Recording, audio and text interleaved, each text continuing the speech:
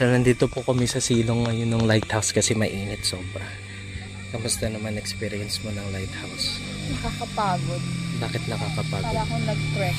Mataas Nag-trek. pala siya. Aakyat ka pala sa ano.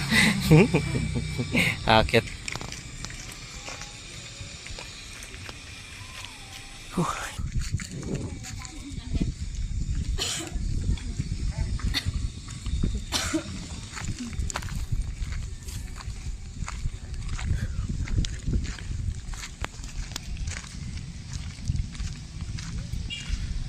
Amazing.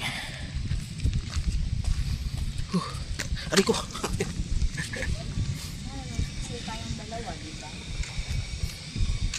Picture tayong dalawa.